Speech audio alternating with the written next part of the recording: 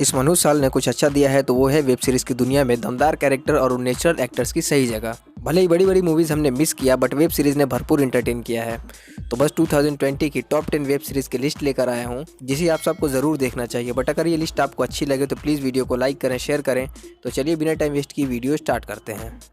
ए simple murder Sony Liv की section comedy crime series को IMDb पे 6.9 की रेटिंग्स मिली है। Delicious dark comedy series fresh air का एहसास देगी। मोहम्मद जीशान अयूब, सुशांत सिंह, अमित सियाल, प्रिया आनंद लीड रोल में है। इस सीरीज में एक्टर जीशान अयूब है जो मनीष का रोल प्ले कर रहे हैं। उसे किसी को मारने का काम सौंपा गया है। हालांकि वो नासमझ खुश हो जाता है और गलत आदमी को मार डालता है जो कि अमित सियाल की गर्लफ्रेंड है। इससे मनीष को परेशानियों का सामना करना पड़ता है क्योंकि अमित अपनी गर्लफ्रेंड की मौत का बदला लेना चाहता है।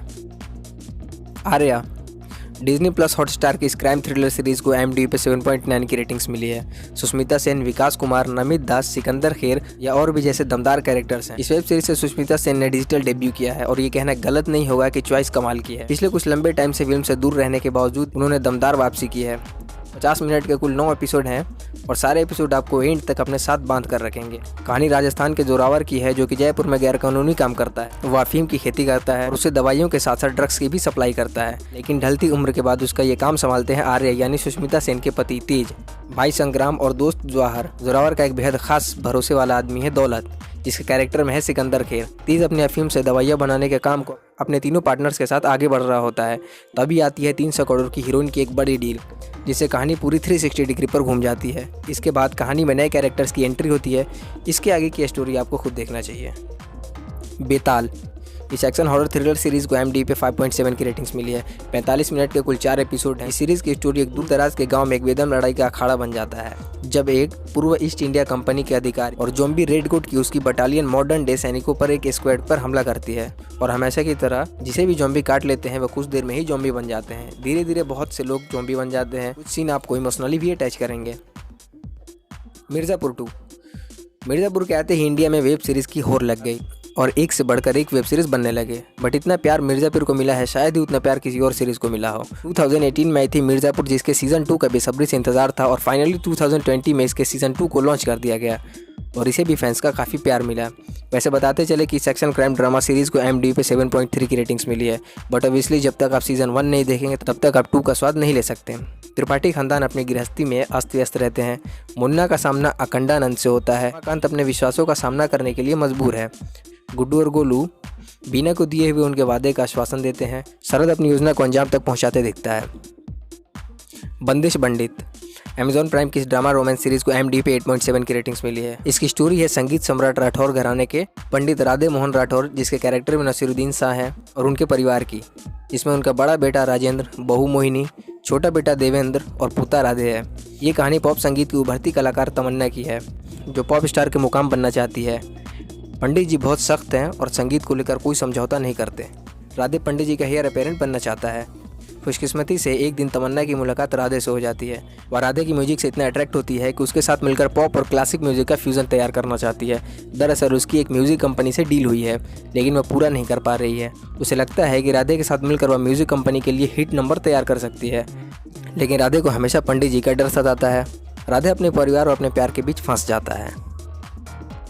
पाताल लोक इस क्राइम थ्रिलर सीरीज को IMDb पे 7.8 की रेटिंग्स मिली है। जिसके कैरेक्टर बहुत ही पावरफुल हैं। जयदीप अहलावत जो पुलिस के कैरेक्टर में है और अभिषेक बनर्जी जो विशाल त्यागी के कैरेक्टर में है, जिनकी एक्टिंग के बारे में मैं कुछ नहीं कहूँगा, आप खुद देखना। पाताल लोक वेब सीरीज एक पुलिस वाले की कहानी है जिसका नाम है हाथीराम चौधरी, जिसके कैरेक्टर में जयदीप अहलावत हैं। हाथीराम दिल्ली के जमुना नगर थाने में पोस्टेड हैं। हाथीराम का मानना है कि दुनिया में 3 लोक हैं, स्वर्ग लोक जहाँ पैसे वाले रहते हैं, धरती लोक जहाँ वो रहते हैं, और पाताल लोक जहाँ उसकी पोस्टिंग हुई है। दिल्ली पुलिस के खास ऑपरेशन में 4 अपराधियों को गिरफ्तार किया जाता है जिन पे मीडिया टाइकून संजीव मेहरा की हत्या की साजिश का आरोप है। इस गंभीर केस को हाथीराम चौधरी को दिया जाता है।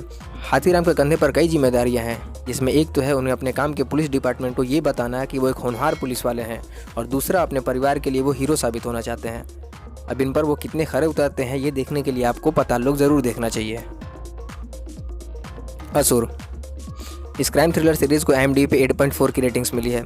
इंडियन माइथोलॉजी, हिंदू धर्म में असुरों को एक खास जगह मिला है। इस सीरीज में भी असुरों की उत्पत्ति से लेकर उनके अस्तित्व की कहानी बयां करने की कोशिश की गई है।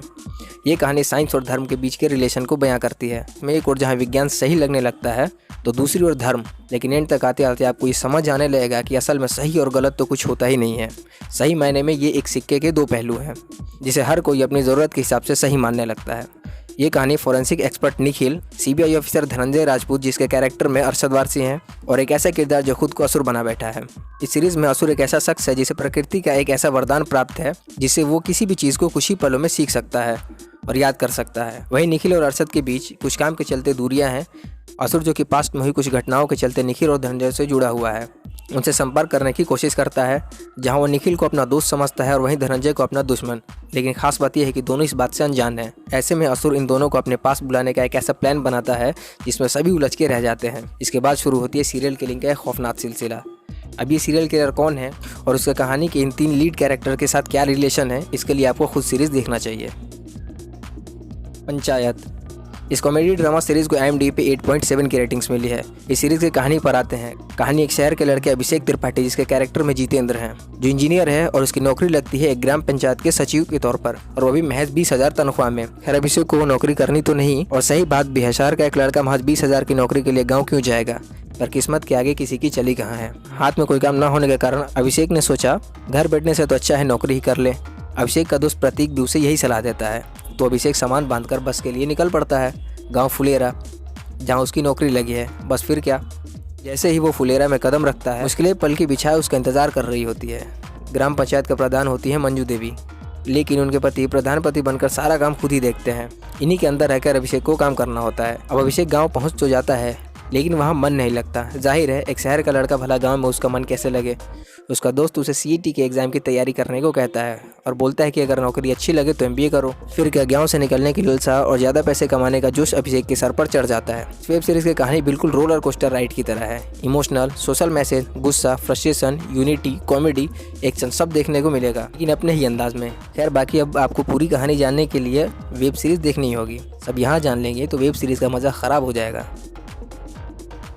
स्पेशल ओप्स, इस एक्शन थ्रिलर सीरीज को IMDb पे 8.5 की रेटिंग्स मिली है। इस सीरीज को देखने से पहले मैंने उतना एक्सपेक्ट नहीं किया था जितना इसने मुझे सरप्राइज किया है। इसके लोकेशन, डायरेक्शन काफ़ी बड़े तरीके से किए गए हैं और इसके सारे कैरेक्टर्स और उन कैरेक्टर्स की एक्टिंग बहुत ही पावरफुल, दमदार हैं।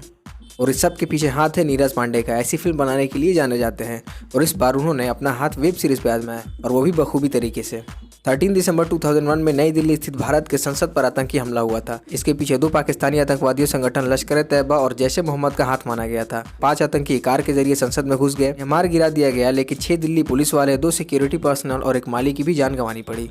इस ट्रू बेस्ड इंसिडेंट को स्पेशल ओप्स का आधार बनाया गया है। रिसर्च एंड एनालिसिस विंग हिम्मत सिंह, जिसके कैरेक्टर में है के मेमन, का मानना है कि 5 आतंकवादी कार में हमला करने आए थे और उनका एक आतंकवादी साथी, जो कि उनका मास्टरमाइंड था, वो संसद परिसर में पहले से ही मौजूद था। इस छठे आदमी को पकड़ने के लिए वो अपने टास्क फोर्स टीम बनाते हैं, जिसमें 5 एजेंट्स दुनिया के अलग अलग देशों में सबूत जुटाने की कोशिश करते हैं। छठे आदमी की थ्योरी पर हिम्मत सिंह को पूरे यकीन इस बात का उसके पास कोई ठोस सबूत नहीं है। इसके इस विचार की खिल्ली भी उड़ जाती है। 19 साल बीतने पर हिम्मत सिंह के खिलाफ एक जांच बैठाई जाती है और उससे उन पैसों का हिसाब पूछा जाता है जिसने इस मिशन पर खर्च किया है। क्या कोई छठा आदमी है? क्या यह हिम्मत सिंह की कोई कल्पना है? हिम्मत सिंह की टीम किस तरह अंतिम फैसले या टारगेट तक पहुंचती है? इस सवालों के जवाब रोचक अंदाज में स्पेशल ओप्स से मिलते हैं।